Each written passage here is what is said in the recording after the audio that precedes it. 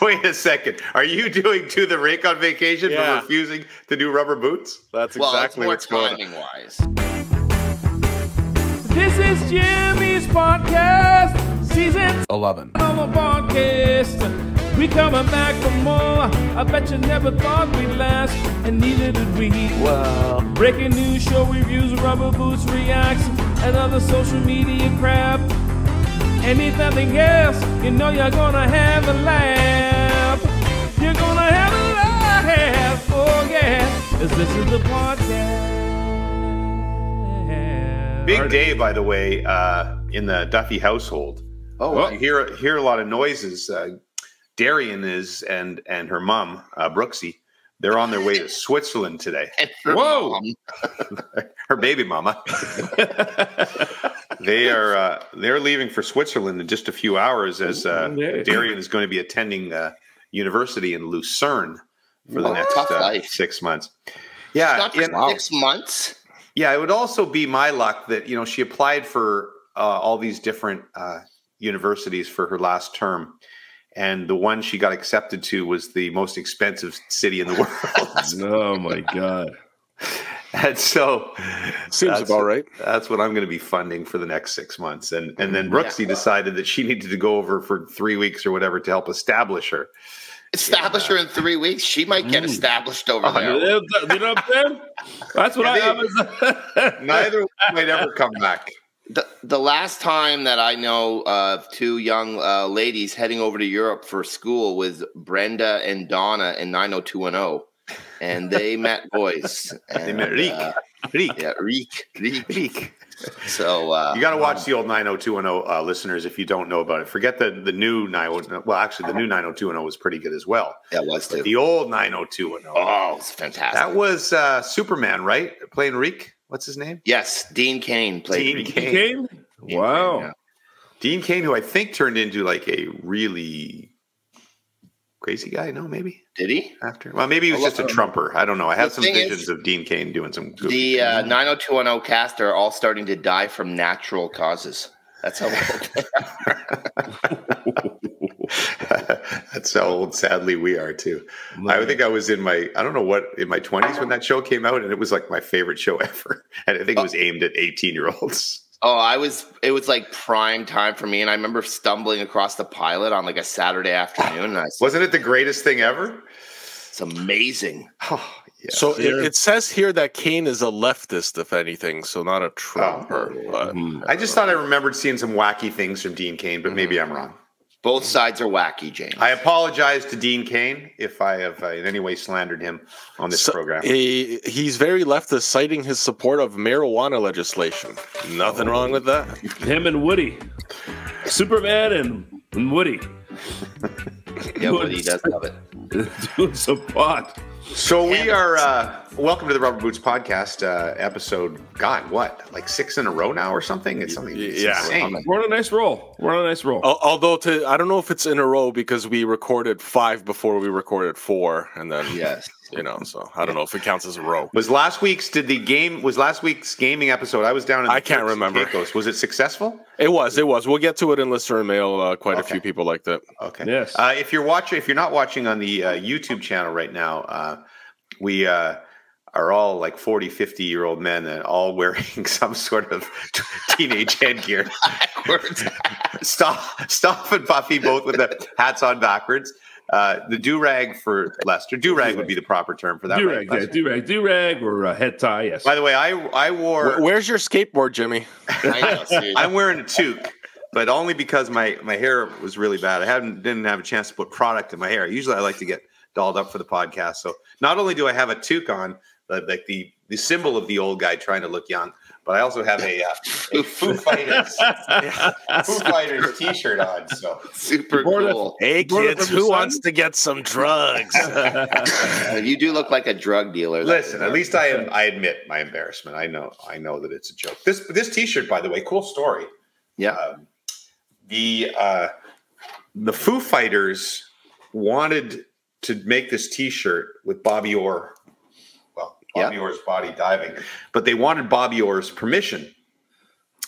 And so I don't know how it got to me. I guess they reached out to Phil King was then the guy who ran TSN. Yep. And Phil King called me and said the Foo Fighters, through, I don't know, his contact with Universal Music or somebody, need to know, they're trying to get a hold of Bobby Orr. Can you get a hold of Bobby Orr? So I had to reach out to Bobby Orr and say, do you mind if the Foo Fighters use your image on a T-shirt? And Bobby Orr said, sure, because Bobby Orr, very accommodating for stuff like that. And and then they sent me a whole bunch of these T-shirts and like a whole discography of the Foo Fighters. So I felt like pretty special that I was like the liaison between the Foo Fighters and Bobby Orr. There you go. And now I'm an aging hipster. I am the definition of an aging hipster. I should tell you, as an aside, Phil King, who you mentioned there, was a big rock guy. Huge. You're a big fan. Awesome. The movie? No. Phil King, the former president of TSN. The Rock? No, he's a big, rock music. He's rock a big music. I thought you were talking about the wrestler or the classic 90s movie. I'm like, sure. He just loves Sean Connery. Also like that movie. Are you on Michael Bublé's shrooms, Puffy? We were talking about rock and roll music, clearly. Yes. I guess I just haven't heard the word rock in a while. Yes. I went to a concert, a Bryan Adams concert with Phil King. Nice. Yeah. And he loved the rock and roll. Terrific guy, Phil King. See, rock and roll. Now I know what you're talking about. There you go. Yeah. So what else is new? How did everybody have a good week? I guess we've been off. We haven't seen each other for 2 weeks now because I was down in the Turks and Caicos. Yes. How was it? Everybody good? Everybody good? Everybody okay? Lester, I was at the All-Star stuff last night. Oh, well, let's start there. Let's start there, indeed. So did you go to the draft show? I went to the Fan Fest first. Okay. And my kids got locked into a nice little spot, so they were getting all these autographs. Okay. And wait a second. With help, like access from your wife's, like they might have been aided in their position. Like they were in the dressing room. No, it wasn't the dressing room. No. Did they meet Bieber? No. But the best is so they were getting all, a lot of the stars' autographs. And then it looked like the guy who was announcing it sort of said, and that's a wrap. And then so we left to do other stuff. And then Draisaitl, McDavid, Matthews all come rolling through. So they were sour about that. But great time, great event, really nice everything down there. And then you didn't answer the question yet. Did you? Yeah. Did you go to the draft? Yeah, then we went to the draft. Okay. What was that like from an audience perspective in the building? They were struggling, especially early, with audio. Right. Mm-hmm. There was a lot of you couldn't. I don't know what in the broadcast if it came across fine, but in the arena you couldn't. There was some stuff that was especially when they tried to play tapes on the jumbotron. It looked like they were picking it up about halfway through. Yeah, the opening tape was Wayne Gretzky supposedly announcing the first pick, and there was no audio on that. Yeah. And the problem, look, first of all, having done a couple of these shows, one of the toughest shows I think to do, from a hosting perspective, Dave Amber and John Buccigross were doing it. Even tougher in a big building like that, where for sure, audio is always a little bit weird. And I think the mistake they made with good intention was to put mics on everybody. They're like, let's mic up all these guys and we'll get all this sound. But when you have mics on everybody, and I could feel for the poor, there's probably one audio guy who's trying to lift the levels. Yeah. And it's really hard in a rink like that, in a setting like that, to hear. And it was just a whole bunch of people talking at once. And then, sometimes Dave or John, who probably couldn't hear all these different mics in their ear, were, talking the way hosts would, filling time and then you couldn't hear the other guys talking. And I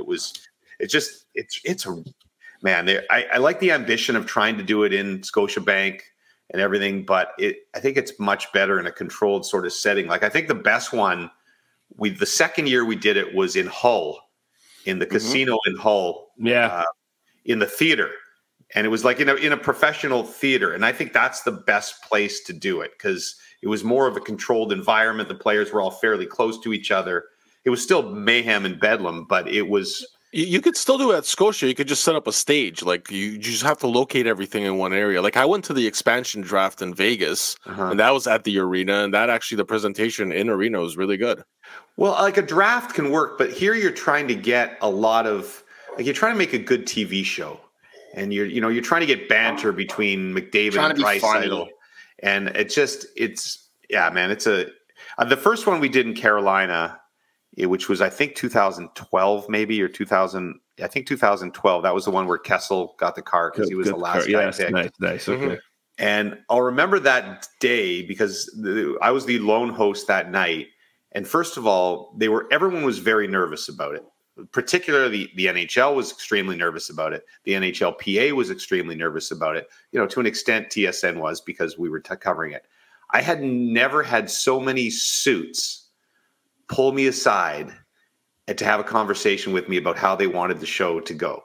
I'm trying to prepare for a show, and literally there's 10 different guys, like from Gary Bettman to I think it was Gary Mahar from the NHL, and Brendan Shanahan, who may have had something to do with the PA at that time. I can't remember. Just like nonstop. And everybody had their own vision of how they wanted it to go. And we didn't know what the hell we were doing, basically. Like I remember, like Billy Dodson was producing. We were trying to keep track of how many defensemen and forwards and goalies had been picked while we were doing the show. Well, they messed that up last night. Yeah, they did.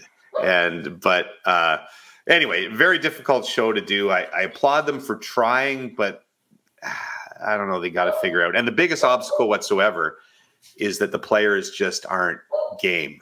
You know what I mean? And even Beebs. Good for him to be there, but he just didn't seem like he was into it at all.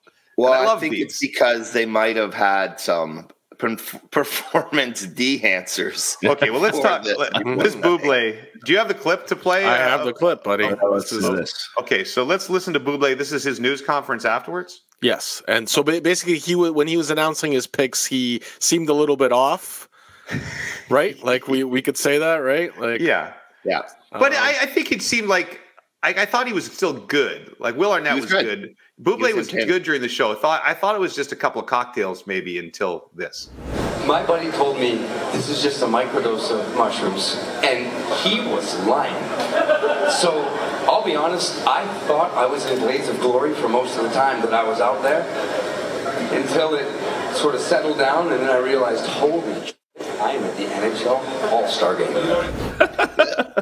See, I've only seen the type version of Buble. I did not know Will Arnett was right. Neither did I. I don't think Will Arnett knew that's where he was going. No. When I saw, you're right, Puffy. When I heard that, like on Twitter, like the type version yesterday, I thought he was just making a joke. Me too. But if you listen to that entire news conference, I don't think he's kidding. No. Well, apparently, at some point later, he said he was joking, but I don't know. Like he made little sense in that news conference. His publicist got to him after that news conference and said, "You better clean this up." But hey, at least the guy attempted to make it entertaining. But it's really difficult to get players to buy in and have fun. I think in some way, like the year that Ovechkin wanted to come last and get the car was good, and they said a lot of them might have been drinking that night, which is probably the best way for a show. Maybe you need more of that. The first year was pretty good. Like Eric Stahl, I remember Jonathan Taves, they were pretty good. But man, a lot of the players didn't look like they were having any fun, and that's the problem with a show like that. And it just doesn't necessarily fit their personalities. The hockey players are so reserved in general. That's what I was going to say. Like these guys. I mean, you put some NFL guys there, some basketball guys there. That's a different story. I mean, I would say baseball guys are a little more reserved too, but hockey guys are supposed to be very stoic and very, just focused. Well, Nate McKinnon at one point is even like, I'm not really good at public speaking. He does. Apparently, he doesn't like speaking at all. You're the captain of a celeb, like an all-star. Right. And I don't know if Cale Makar said a word the whole night. No, I don't think he did. I don't think he did. And it was those two with Tate McRae, the pop star, and it looked like they were on an awkward date. They were sort of standing. She seemed pretty cool. Like she was having a good time, but they both. She's awesome, by the way. I don't know who she is. I'll be honest with you. She's got some bangers out there. She's up and coming for sure. As an aging hipster. Yes, Jimmy and I are the pulse of. I try to affiliate myself. I listen to the Tate McRae quite a bit. Puffy, which celebrity team do you think is going to win it? I was, well, of course, the Leafs. Matthews drafting all the boys. It was awesome. Team Bieber, right? I was a little bit surprised that Willie Nylander went number 1 for them. You would think Marner, right? Their boy Marner. Mitchie. Yeah. And Did you Mitchie guys had think to sit there. Did you think it was weird that the Canuck guys didn't pick Lindholm? I thought super weird. I thought 100% they would take You it. just traded for a New guy. You just traded for a guy, and you don't. And they had like numerous opportunities to pick him without. But you know, like who cares? And I actually felt for the Sportsnet panel afterwards because they had to sit there for an hour and analyze the teams. And I was just sitting there the whole time going, who cares? Like if we were sitting there with O-Dog and Dregs, they would just roll their eyes and say, we're not talking about this. Were they having to do it kind of serious? Oh, yeah, they had to do so what do you think? What do you think of McKinnon's team? What do you think of oh, God. And they just had to go, and they did it for, a half an hour, and I'm going, oh, man. Well, they hooked you in to watch. Well, I think I watched the draft because I was curious because I'd hosted them before, and then it just sort of stayed on in the background while we were having dinner, and I couldn't believe how long they continued to talk about it. But the PWHL stuff was great. That league continues to 3-on-3 was great. My only thing is, like, for them to do the captains and the draft, that really, I think they should have used either have a mini tournament with the actual teams from the league. Because, people are still being introduced to the actual league. I don't know if having two, or maybe have the best of the Canadian teams versus the best of the American teams, something like that. I like what you're saying. The format was a little bit confusing. Just leave the teams. Leave the teams that were. I think that would have been the best thing. Have a mini 3-on-3 tournament with all 6 teams, and but it was a great showcase hockey-wise. Anyway. That's enough all-star analysis. When are you going to get this podcast up? Will people be old all the time? Or are you going to get it up like today or tomorrow? That's the goal. 2 weeks from now. No screw-ups today. No Weimara edit points. Oh, there's no chance of that. Okay. Have you seen the things on the socials? Yeah, it's going to be a dicey one. Yeah, it's going to be dicey. Let's leave that to the end, and I will remove myself from the conversation. Speaking of Weimara, 11 solid days with Brooksy and me. Man. Nice. Oh, man. Reigniting the flame of our marriage. Nice. Beautiful. It's like a 15th honeymoon. The highlight, of course, of the entire trip was watching my Niners make the Super Bowl. Oh, boy. In dominating Brooksy fashion. loves that. So let me outline the scenario for you. Do you remember Mike? Mike from Turks, the Dave Chappelle, yes. Dave. My friend Mike, who confused Dave Chappelle and Dave Coulier. Yes, I remember that. So obviously, we're still very good friends. Mike is the best, just the best. Mike and Lynn, his wife, 2 of my favorite people in the world. So Mike, he has purchased a gorgeous villa on the other side of the island. Did we go to the other side of the island at all, the 4 of us, when we were there? I don't know if we did. Oh, yes, we did. Well, we drove us to that beach. So I'm sorry. When I mean the other side of the island, I mean the side of the island we stayed on. Where the villa was, yes. Oh, okay. So if you're at our villa and you're looking to the left, around the corner, that's where Mike's villa is. Oh, nice. And it is maybe the most spectacular thing I've ever seen. And so Mike, they're going to be down there, and there's another couple of couples that we're friends with, and he says, "Hey, they've just moved into the villa in the last couple of months, so let's have you guys all by for dinner one night." So I quickly realize, after the invite, that's the night of the AFC and NFC championship games. Oh man! So Brooksy's like, "You can't say anything." Planning. I'm like, well, "No, I have to say something." So I text Mike and I say, "Just Mike, FYI, really excited to come over. But you do realize the AFC and NFC championship games are on, and I'm going to watch them." And he said, "Oh, no problem. No problem, Jimmy. We got a big TV going on." So came over at 3:00, watched the AFC game. The ladies were sort of out on the deck chatting. And but then I see them. Sports fan? Mike is a sports fan, like not a diehard NFL fan like I am. Yeah. Mm-hmm. And or would he confuse like Peyton Manning for, say, Donovan McNabb? with the comedians. I don't. pretty good. That's pretty good. No, I don't think it would be to that extent, but he's not a massive fan. But, Gotcha. he's sympathetic to my needs. Fair enough. But then, just as the Niners, so then maybe the first quarter of the Niners game when things weren't going particularly well, then all of a sudden it's dinner time. I'm like, dinner's out on the patio and there's no view of the TV. And I'm like, this is like the biggest game for me in 20 years. Of course. So I'm sitting there and they're all saying, why are you so quiet during dinner? Because I got one little angle of the TV that I'm sitting at. I had to change places with one of the women so I can see one quarter of the television from outside. Yes. And then I just kept making excuses to go back inside. Yeah. I got to go pee, clear the dishes, go get the bread. Then I think did Brooksy book you an appointment with a urologist? Or she was Brooksy was she was drunk, but visibly angry. angry drunk.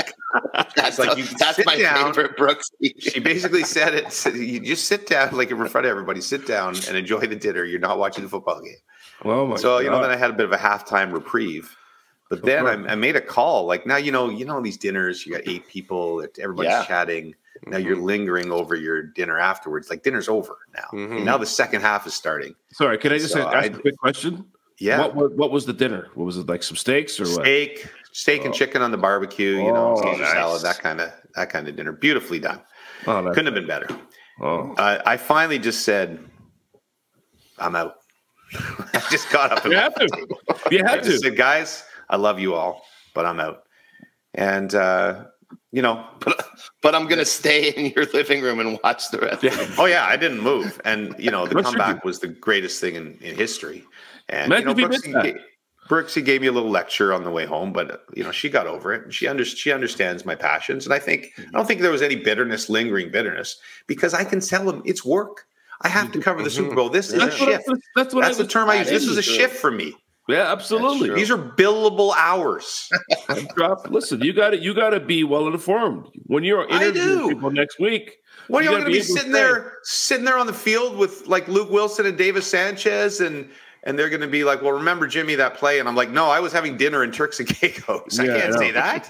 I know. That's now, one more question, if you don't mind me asking. You get home, Brooksy's he's pissed off. You're giving a lecture. Was the love? No, I can't. I don't. Oh my Lord! Was it more physical than usual? I don't remember. You used a lot of adjectives. I was very. The week before, I was down there for both games. Right, I had just arrived for the Green Bay game, and that one I was going to watch at the bar, but I was too nervous, so I ended up just watching in my room. And Brooksy was tired that night. She went to bed. She kept saying, "I'm to bed. I'm to bed." And I'm like, "It's the freaking third quarter. I'm not coming to bed." And then I was giddy because that one looked like a loss. Like I don't remember in my years of fandom in any sport having 2 games in a row that looked more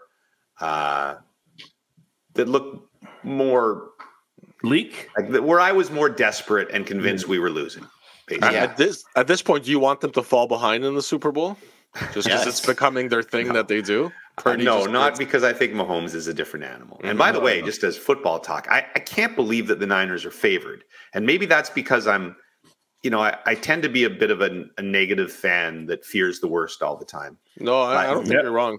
But I don't understand how you can watch the Niners play those 2 games and watch KC play the 3 games they played and think and favor the Niners. Now, unless you're taking into account the entire season before, where it's kind of the opposite, right? But that's not what the bookmakers are supposed to do, and they're obviously very good at what they do, so they must see something there. And I guess my only thought the other way, and this is what I'm hoping, is that the Niners are a really good team. You saw it in the Eagles game earlier in the year, right? They have played like hot garbage for the defense anyway for both of those games.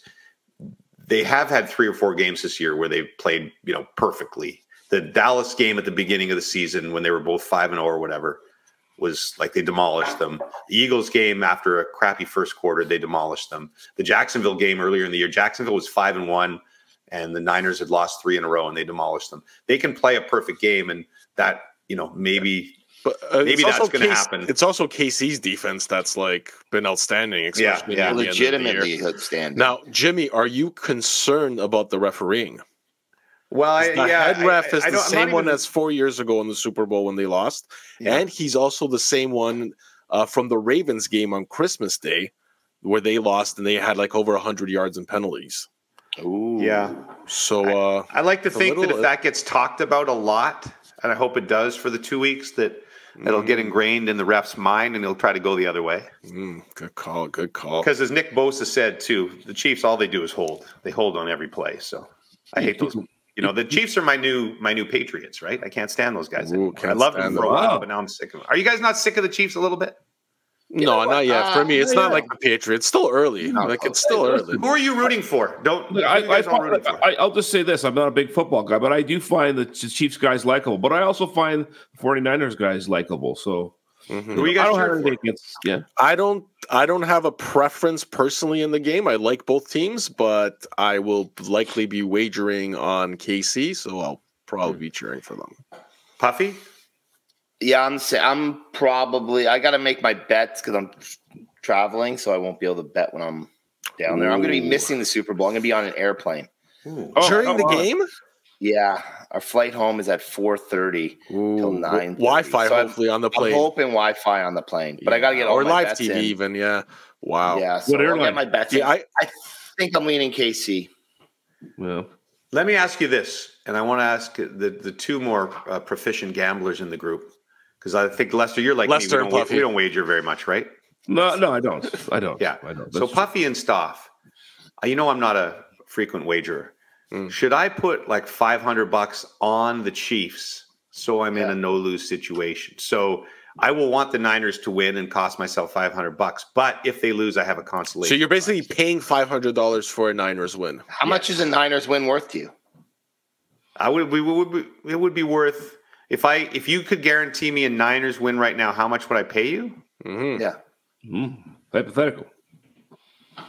$3,000. So bet $3,000. Puffy, I mean, Jimmy, I guarantee you a Niners win.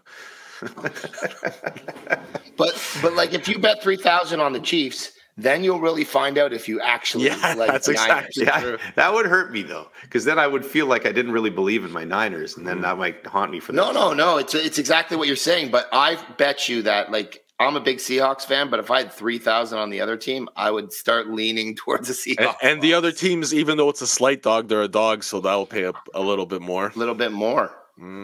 You'll get more. Yeah, you'll get more than your 3,000. I don't think I can do that though because I'm broke. Can you pay 1,000? Would you put $1,000 on them? I have 2 women going to Switzerland. What do you want from me? $50? I don't have money to wager on football. Yeah. So anyway, I'm very excited. I have to say, I've talked before about how our job kind of sucks the fan out of you, and I don't really, even though you accuse me of being a Sens fan, I don't really cheer in hockey. I don't really cheer. I'm not a massive Blue Jays fan. I'll get on the bandwagon, but not really. The Niners are the last thing where I'm like a true fan. And this year, I've been into it more than any year in the last probably 20 since like my real like they made the Super Bowl 4 years ago, and I was there and I was a little bit nervous, but I wasn't as into it. Like this year, I watched every single down they played. I started listening to podcasts. Like Niners podcast. I don't know what it is. Maybe it's Purdy. It's the Brock effect. I love Brock. I'm a big fan of his. It's so funny. Like anytime that guy throws an interception, people want to act like he's been a complete fraud this whole time. But it's been 2 years of like consistently really good play. That second half had to kill all the naysayers because he basically willed them to win. Like the 55 yards running or whatever. His throws were terrific. And it's so true what you say because, in the 28-3 Brady comeback game against the Falcons, Brady made like a few horrible passes. One of them was the Edelman pass that, was like the most remarkable catch ever. That was a horrible pass that could easily. I think that catch is sort of forgotten. That was such a good catch. Joe Montana on the drive that, against the Bengals, threw a sure pick that was dropped right in the guy's hand. Like if you go back in history, all the great comebacks, even the Eli Manning throw to Tyree wasn't a great pass. No. But you're right. When Purdy does it, he's horrible. Right? Don't forget with the Eli thing. I mean, the scramble is what makes that play. Like I know. He got out of it, but but what Stoff's saying is true, and I even fall victim to it myself. Not so much I didn't think he was even that bad in the first half of this game, but in the Packers game in the first half, I was like, oh God. We got to really think about getting a new quarterback for next year. So I'm as guilty as anybody else. But do you think that's part of it is the fact that he was picked last overall? So people are just waiting for the Cinderella story to be over? Because I feel if he had the exact same performance but was a first-round pick, no one would call him a bust, and everyone would be saying, well, he's just developing. Let's watch this play out. He's going to be a great player. 100% agreed. So I think that it all started from that Baltimore game, which was a horrible game for him. Mm-hmm. And some of the throws he made, like when he made throws like right into coverage where he obviously just missed the safety. No, he's had a couple bad games. He had a couple bad games when Debo. But he's the second-year freaking quarterback in the NFL. So I just thought what he did was like that. If they win the Super Bowl, and that's why I'm more vested than ever, this will be maybe my most satisfying triumph as a fan ever, just because of the way they got here. Because those games were crazy. Like they had no business winning either one of those games. I'll say it like. But I just don't know how that defense stops Mahomes because they look awful right now. But anyway, enough football talk. Thank you for indulging me, everybody. When the Seahawks make it next year, we will not be talking about it. What do you got? You got some stuff here. Stoff, why don't you go to listener mail first so we can bury all the vagina talk that you have for the end of the show?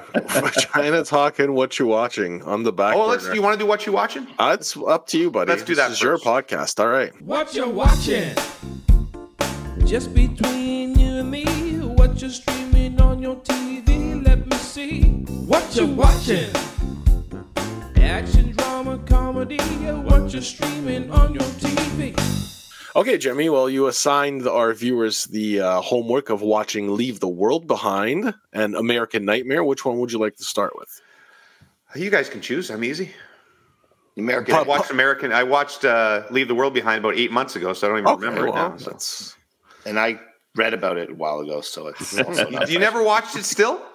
I couldn't go back. I watched some of it, and then once you read it on Wikipedia, it's it got too scary for me.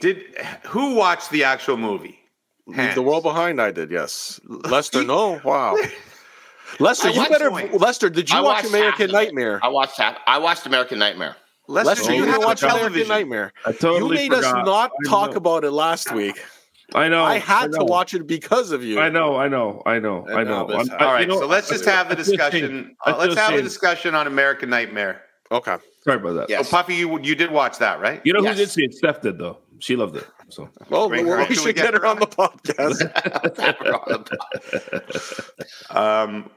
So, what was your overriding thought, Stoff, from American Nightmare?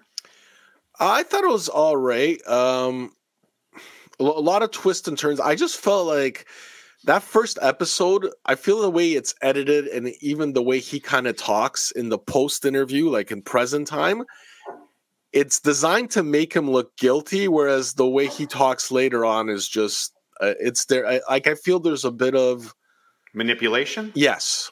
Not just like, obviously that is how the story played out. I understand that, but I feel like there's almost added manipulation within the documentary and with the topic matter that it ends up being about. I don't know if that's like. Oh, so are we doing this without spoilers?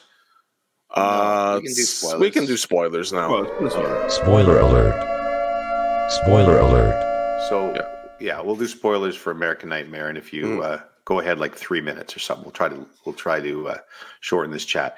I agree with you, although I knew from the beginning when you start watching it and you know it's a 3-part doc, you know it's not a Dateline episode. Like I was pretty sure he didn't do it from the beginning because obviously it looks like he did it from every Dateline he was in it. I was doing the interview. Right. Well, they tried to make it look like a gray background, like it could have been a jail complex or whatever, right? Yeah, but you figured it was. You knew he didn't do it. Did you guys remember the story at all? No, I didn't. No. And I'm finding that more and more with all these documentaries. They'll pop up and it's like, it was a national sensation, this, and that. I'm like, I have no Well, here's the thing. I remember the story, but I remember it as the hoax. And this is the problem with news in general. You don't remember them fixing it after. It was national news about, this couple who pulled this giant hoax saying the girl was kidnapped or whatever.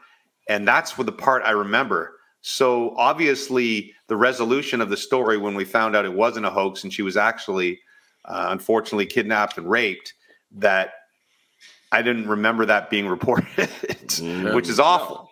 Yeah. Right. And so hopefully that's probably part of the reason they did the documentary. And, a couple of other things, like I think, you get, when they showed the video of her, the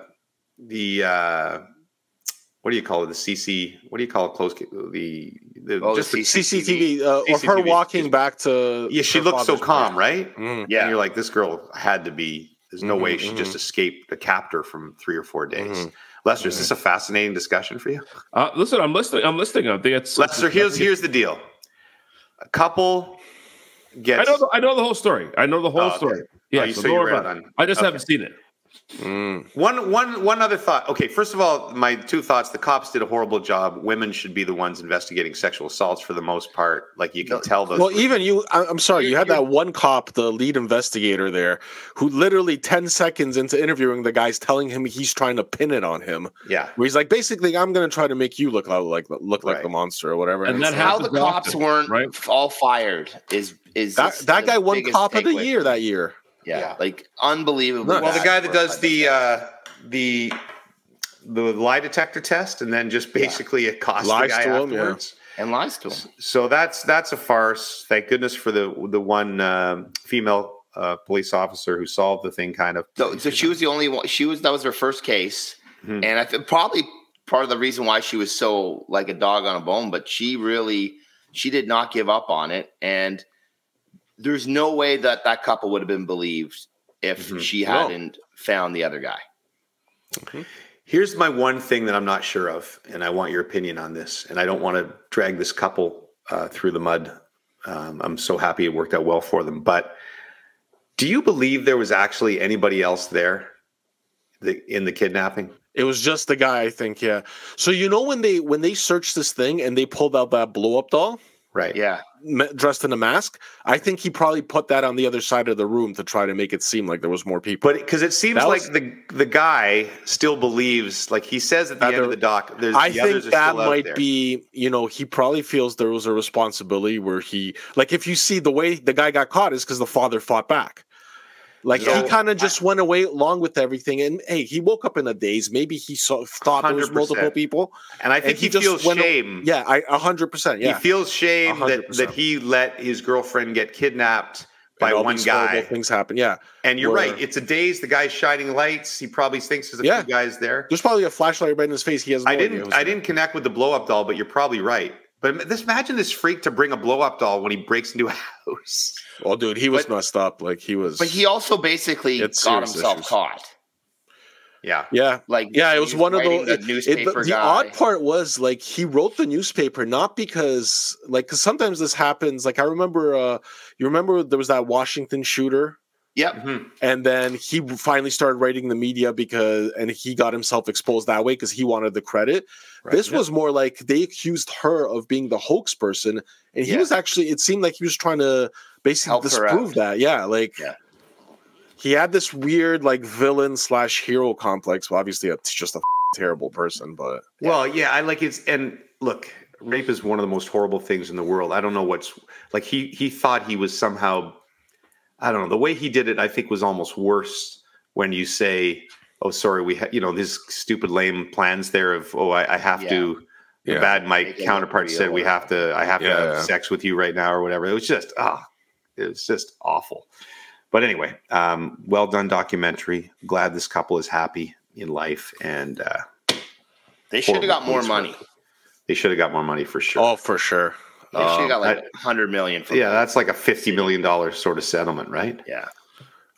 David J. Nelson writes in, Jimmy nailed it with the recommendation. Just finished binge watching American Nightmare. Mind-blowing story, top-notch production. Can't wait for more suggestions. While watching, it got me thinking about upgrading my home security.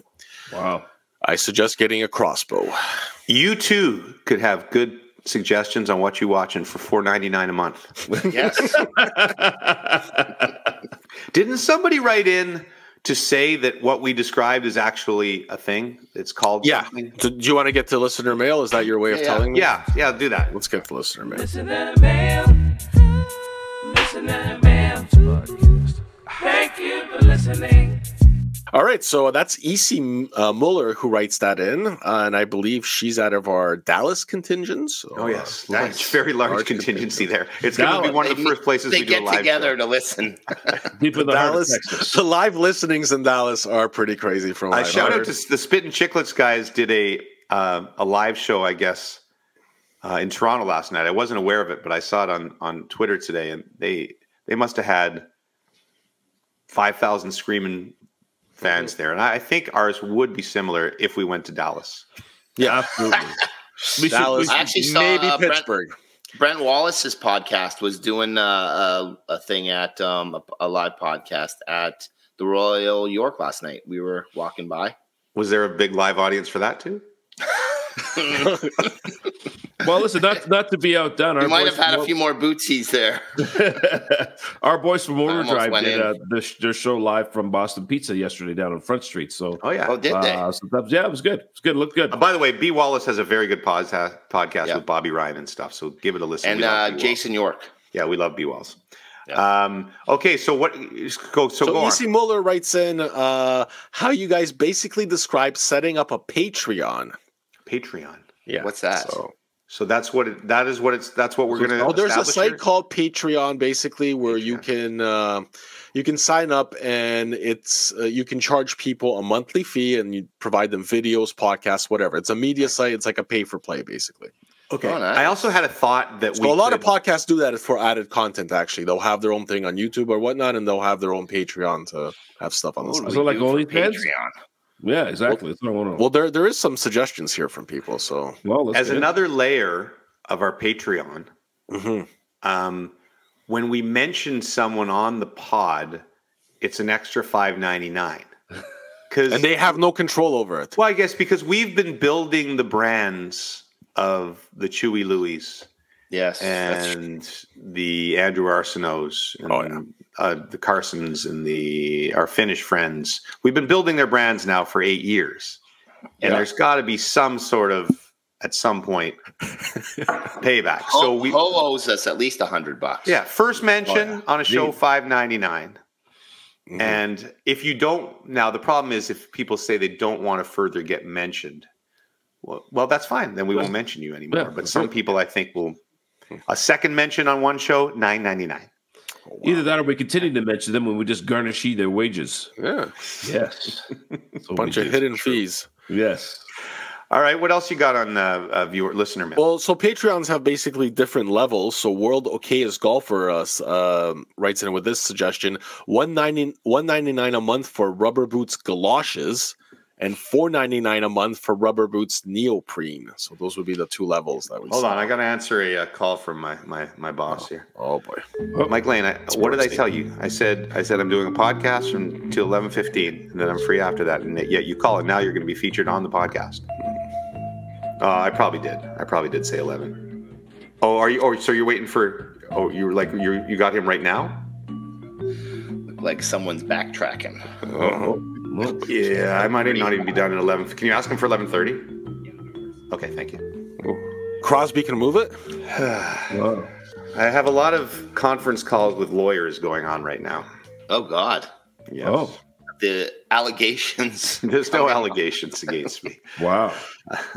We are covering the London Police News Conference live on Monday in regards to the charges laid against the 5 members of the 2018 World Junior Team. And so it's kind of a throwback for me too. This is when I started in the business as a news reporter. I covered court cases for multiple years in Ottawa. And so just a lot of talks with lawyers and defense attorneys about what we can expect from this case. I don't want to get into it on this podcast. But are you going to London?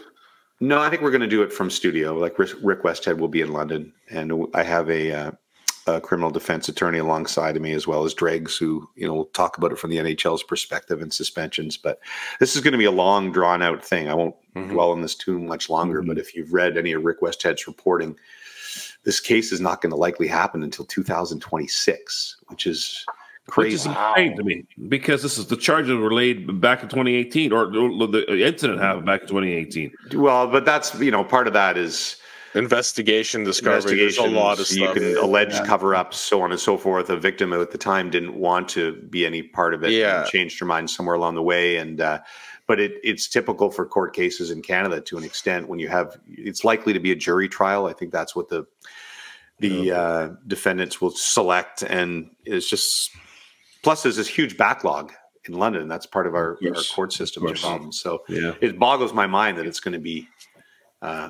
be 2 years probably before we hear this case. Could be late 2025. But anyway, we will be covering that. If this podcast is out on the weekend, we will be covering that on Monday afternoon. I think 2:00 is the news conference. Nice. So where were we? Keep going. So we're talking about our Patreon that we're going to set up. There's no easy transition back. So Fistful of Threes writes in, nice. I'd pony up the extra dollars if it meant we get the Roddy Smith baby recaps back. Oh, boy. I'd pony up some money, too. My head isn't really right for a toque, is it? No. I look like a Smurf. I didn't want to say anything. Maybe I should go with my messy hair. You need to have like a rounder face, like Stoff for a toque. My toque, I just have too much of an elongated head. Speaking today at the Toronto Golf Show, if you guys want to drop by. Oh, you are? Me. I'll probably be talking extensively about my 72. Because who else do people want to listen to at a golf show than me? Have you sold yourself for the $5,000 yet? Or sorry?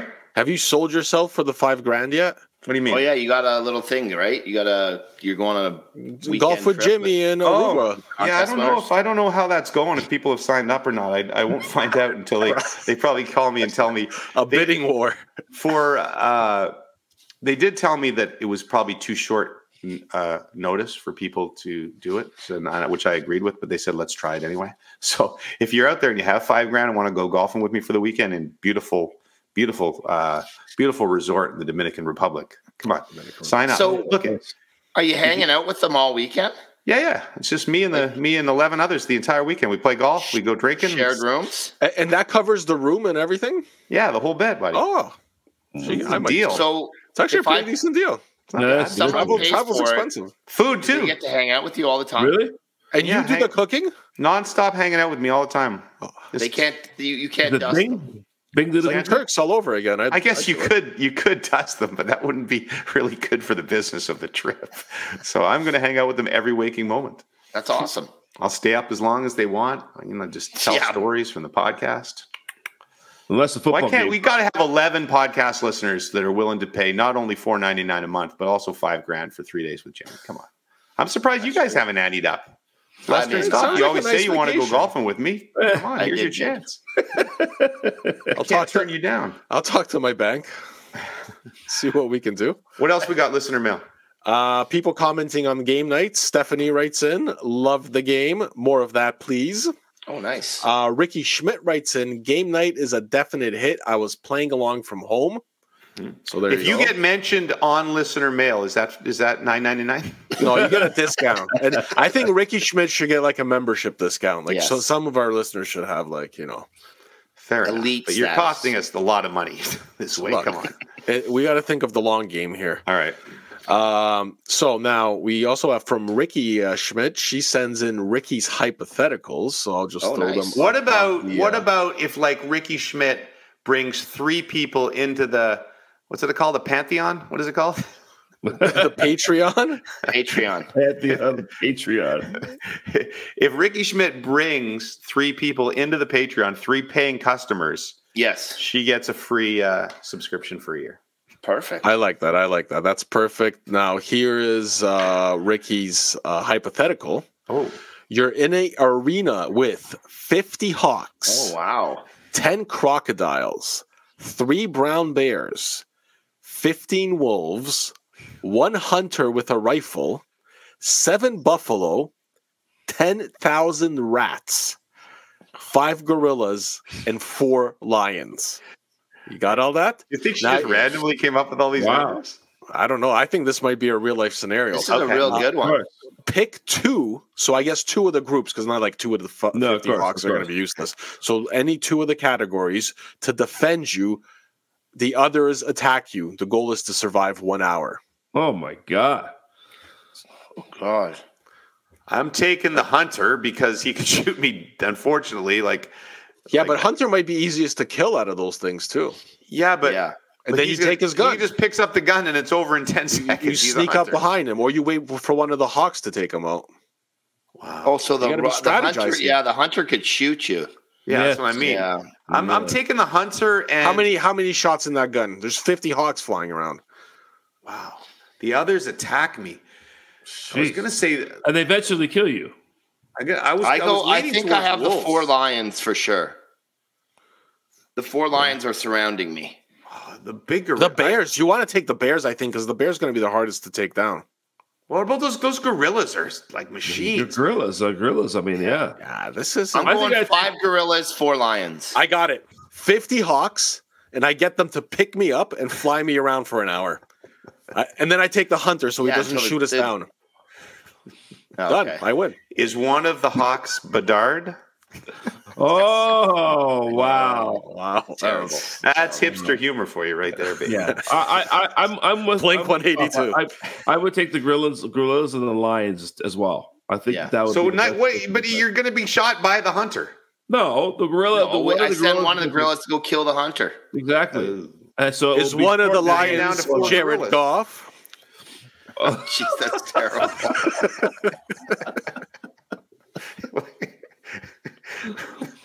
I don't know. I'm leaning towards I think those 15 wolves would be really good too. Like you could send 2 wolves to kill just a train. Yeah. I'm gonna go gorillas. I'm with Lester. I'm taking gorillas. I'm taking gorillas and the hunter. Okay, I'm with the hawks and the hunter. So okay. Is there an answer? Listener, I don't think it's been attempted. No, this is we got to do this now. We are now going to try it. Listeners, please send in your answers of what you would go with for the RubberBoots Plus membership. Mm-hmm. We will attempt this. That's going to be one expensive video. Puffy is the guy that we've elected to go in the ring. I'm doing it for $150 million. How much money for you to be the hunter? Oh God, I'm shooting myself probably. Then that's it. Yeah. You have time. You have 6 months to go to a range to prepare. It's a different too, though. If a hunter's got a rifle, that's different than like an AK. Yeah, where you could take down like the reloading and stuff, and how much ammo do you have? I think you'd be killed. You're right, Puffy. You'd be killed quickly by a gorilla or whatever, right? But is it like an arena, kind of like a Coliseum, where we're all in this Scotiabank Center, or is it where I can go hide in the Scotiabank Center with all the seats, everything? I'm rethinking this. I don't want the hunter because the hunter's going to be killed by like the gorilla or a lion or wolf in a second. Yeah, and you got to consider: do they have the ice in, or do they have the basketball floor? I'm going to take the wolves and the gorilla. The crocodiles are not a problem. I don't think the hawks are a problem. I don't even think the rats are a problem. Oh, that would be. Hawks hunt from the air like for animals all the time. Exactly. The hawks are a problem. Trust me. Are they working together? Are they able to communicate amongst each other? The hunting. Never mind the other ones. Can you communicate with the ones on your team? Is the question. You need to, for sure. Okay, so let's add that in. 10,000 is a lot of rats. That could be like 500 rats on each. You can make a suit, like a bulletproof suit out of rats. Ew. Just cover. Who would you want to kill you out of that group? I'd rather the hunter, frankly. I want if it's a headshot. Yeah. That'd be quickly. Yeah, I agree. Unless he's sloppy, then no. Yeah, say he's just shooting every extremity. It's like, shoot me in the head. Bastard. Oh God. Okay, what else you got? I don't know what else could top that. Tyler Schreiber writes in, I say every week Jimmy tries to crack the egg cracking trick until he masters it. Might need a new laptop in case. Maybe try eggs that don't break the bank if you need to get more. So, rich eggs guy. That's fair. Old rich eggs guy. All right. Jeff Laughlin, the champion of Platinum League 1. Nice. Possible names for the app. So you remember we had that app that Puffy was going to design for dog dating? Right. Yes. So every dog has its date. Whoa! Playing off of Jimmy's infamous call. Very well done. Pretty good, pretty good. Now we also have. Oh, I just thought of something. What? Just keep going. I'll keep going. I got something for the end of the segment. It's big. It's big. Okay, perfect. For this here, we have a text from Jeff Krause. A tweet from Jeff Krause where he writes in, text from my wife. A maintenance worker has been outside her class listening to the pod all week. Nice. And the text says, James Duthie podcast is, in capital letters, driving me insane. He's been outside my classroom all week, and it has blasting it in the hall all day. Get in line. I can hear every word from here. Put in earbuds with a couple exclamation marks. So, I like the last line. Some of that pod is definitely inappropriate. Is inappropriate? Sorry. Yeah. I personally like the maintenance worker. Salute to that guy. Exactly. What are the chances the maintenance worker is one of the faithful listeners? What of the Rubber Boots plus listeners? Like a 97%. There's a pretty good chance. So David Carson replied to the tweet saying, interesting that she called it the James Duthie podcast. Yes, I guess Puffy, Lester, and Stoff weren't doing a lot of interrupting. So, that was pretty good. Not bad at all. Good. That's good stuff right there. Terrible. Anything else on there? Yes, we have Mac McClellan saying, Jimmy, the TSN belt needs a new name. The Quizmaster Cummerbund is what he's suggesting, and it's a reference to it's a reference to this scene from Brooklyn Nine-Nine. This year we compete for the most elegant and regal of all prizes. A championship cummerbund. Or belt, as normal people call it. Belt. I'd like to see the pair of slacks whose loops are large enough for this belt. No, it is a cummerbund. Well, whatever it is, cummerbund. It's inscribed with the words amazing human/genius. The objective is to have it in your possession at midnight. This year the competition. Oh, wow. Good. There you go. Rest in peace to that actor, by the way. All right, most definitely. Yeah.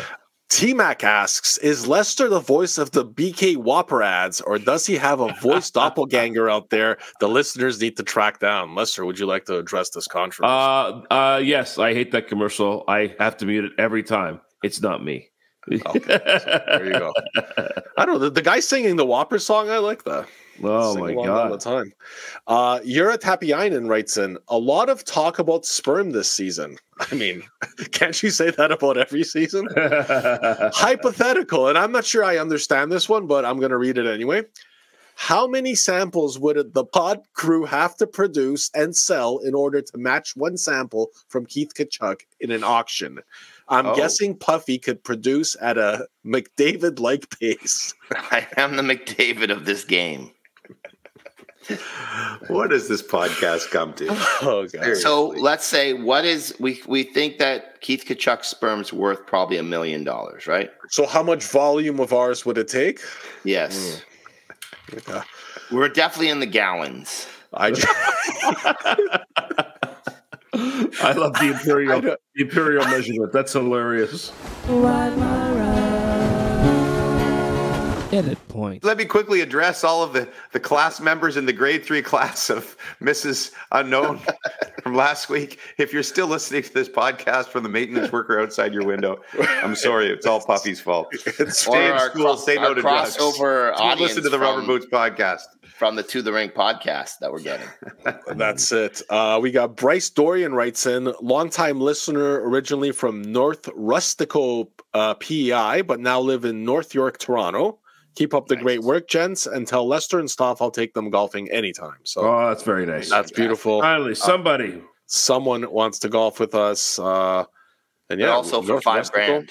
Just to save at Jimmy's price. Now, I don't know if you guys saw this video I sent. It's a very short video. There's no audio, so we'll explain it for the audience.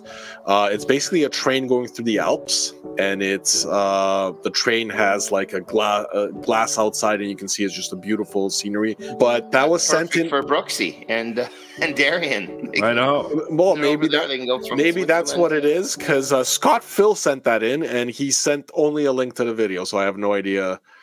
Oh, he was probably talking about my trip and from episode 1 or whatever, Jimmy Summers Adventures when the train died in the Alps. That was not the same train. That was a nicer version of the train, but I'm aware of that train there, and that's a beauty. Thank you for reminding me of the worst moment of my vacation. And Andy Longafee writes in, just laughed my ass off when you guys were playing the Best Friends game. So that's also another vote for game night. Have volume 2 of that. Yeah, absolutely. Chewy Louie, ask Jimmy if he's open/shared his mail yet. What does that mean? I have no clue. I'm asking Jimmy. Have you opened or shared your mail yet? I mean, did you get something from? Well, Chewy Louie's not? Is Chewy Louie El Tebow? Yes. Yes. Okay. That's his name on Twitter. Okay, so that's what I was going to get to. I didn't know. I couldn't keep track of the same people. Oh. So back in September. So L stands for Lewis, probably. Oh, okay, so back in September, Chewy Louie, El Tebow, wrote me and said, I've sent something to you guys, and I'd like you to open it. And ideally, if you can open it when everybody's together. And I said, sure, I'll open it during the podcast. And then, as I am prone to do, I forgot about it for like 6 months. And then we started again, and he sent me a reminder note. And I remembered it as you started Listener Mail. And here it is. So this is from Chewy Louie. Hopefully no anthrax in there. LT Big hamster. What a plan that would be, though. I hate you. You're literally opening it right now. Type. All right. Hi, James. Please share these with the guys as a thank you from me for all the laughs. Sure hope you guys find a way to keep the pod going. Sincerely, Louie, a.k.a. Chewy Louie. Oh. This is not going to get you out of your $5.99 a month fee. It will actually cost you an additional We've mentioned you 4 times today. All right. So it looks like some form of cards. That are taped up. What are you sharing with us? Wow. Let's see. What do you got there? Wayne Gretzky rookie card. They tape these up well. Oh, jeez. This is like one of those gag gifts where you just keep opening it. So they are cards like hockey cards? They look like hockey cards. Oh my God! Oh, but they're of us. Oh wow! Actually, sorry, I didn't do this in order. There's 4. Oh, I guess they're all the same. Collect them all. They're a limited series edition. Collection card. Ooh. So this is 1 of 4. If you can see down at the bottom, it says 1 of 4. Oh wow! Yes. Nice. 2 of 4. So this is the limited. God, these are going to be so valuable. Oh wow! Yeah, like this means a lot, but we should sell the shit out of these. Yeah, in like 10 years, I think that's going to be. So there they are. Incredible. Show the other side. Yeah. Oh, look at those studs on the beach. Those beauties. Look at those beauties. Next time I see you guys, I will each give you those. These are beautiful. Beautiful. Thank you, laminated and plastic, like a Gretzky rookie card. Look at that. That's the most wonderful thing anyone's ever given. Now, you can put that on your desk next to your RubberBoots mug from Andrew Arsenault. Aren't our listeners amazing? It takes a and we only charge them $5.99 a month. I almost feel bad about starting this Parthenon. What is it called again? The Parthenon Patreon. All right, that's super nice. So we got 2 more. I apologize also that I did not know that Chewy Louie was El Tebow. Is it possible that there's only like 4 listeners and they all have synonyms? It's possible. A lot of things are possible. Naresh Kumar writes in, are you interested in growing your Instagram account? 100% guaranteed. 1,000 followers, $10. 2,000 followers, $20. 3,000, $30. But there is a discount at 20,000 followers for only $150. Which package are we signing up for? Wow. Let's take them million. Let's buy million followers. Let's buy the heck out of followers. All right. So Naresh, we will be in touch. And this next piece of mail is actually has to do with the Platinum League. The Platinum League. Scott asks, bigger collapse, Puffy or the Leafs versus Boston? Now, Puffy was up 3-0 in the semifinals, and he lost 4 straight. Oh my goodness! I wasn't even aware of that.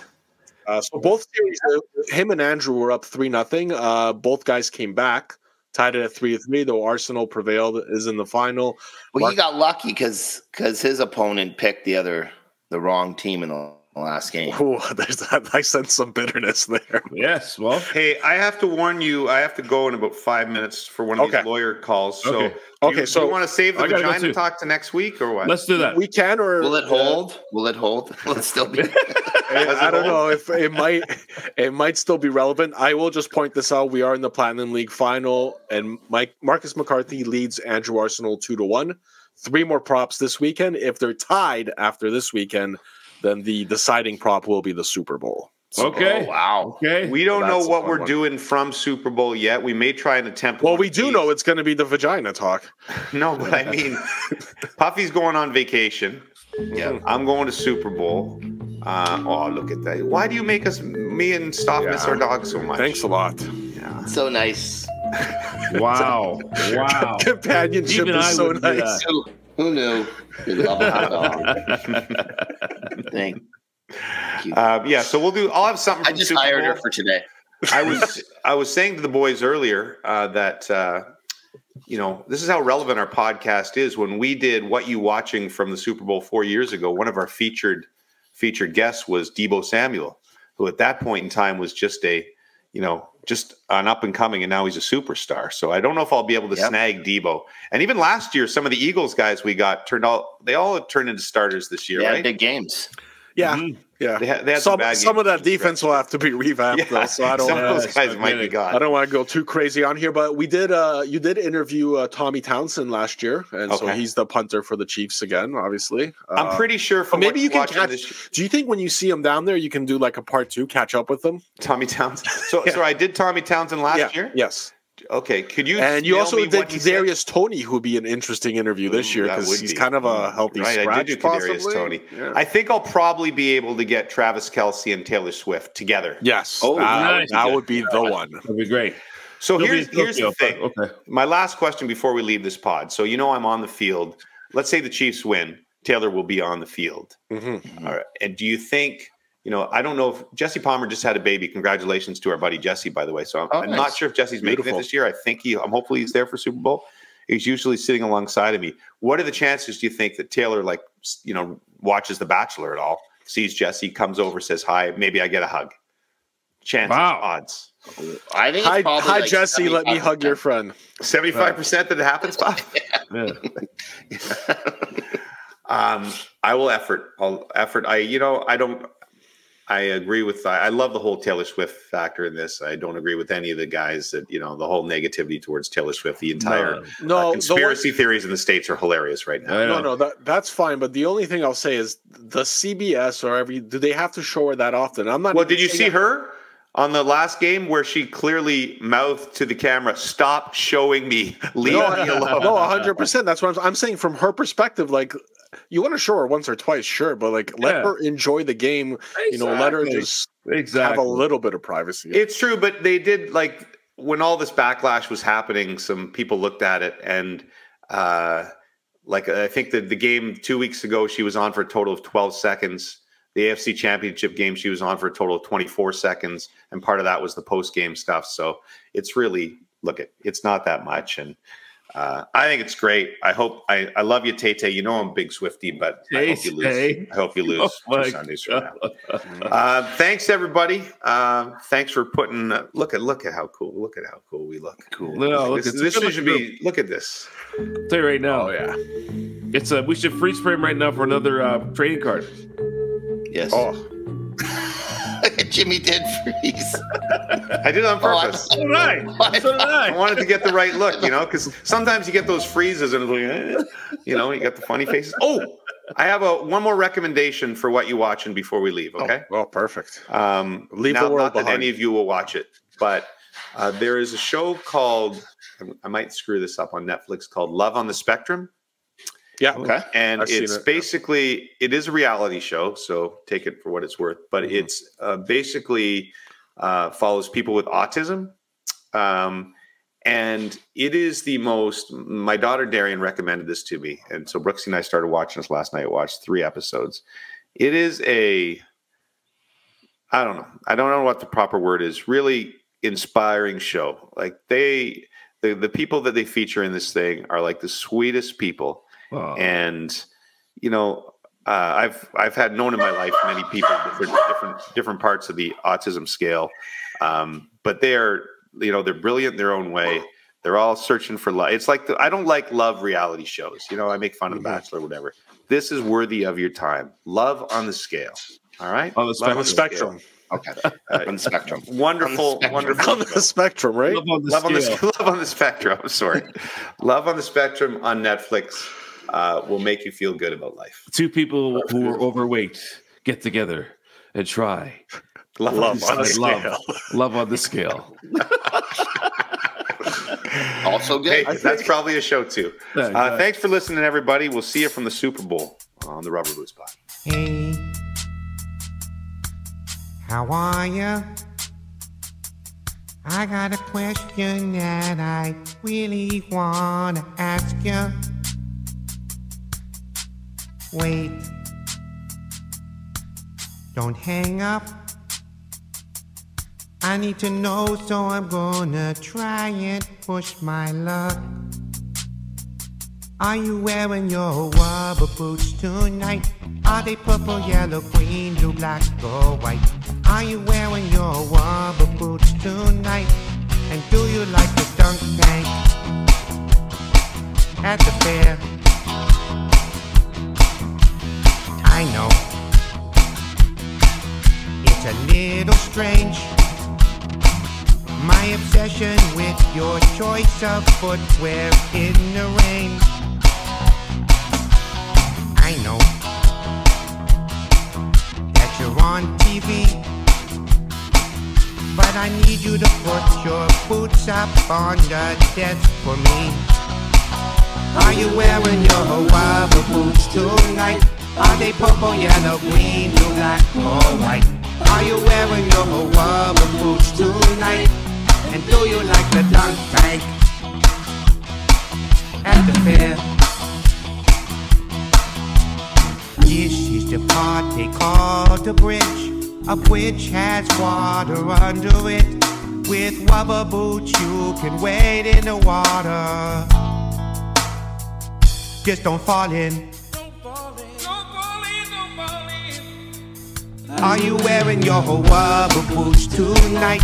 Are they purple, yellow, green, blue, black, or white? Are you wearing your rubber boots tonight? And do you like a dunk tank at the fair? Do you like the dunk tank at the fair? The dunk tank at the fair. Are you wearing your rubber boots tonight? No, seriously. Are you wearing your rubber boots? Don't hang up, please. Somebody. Hey? Anyone?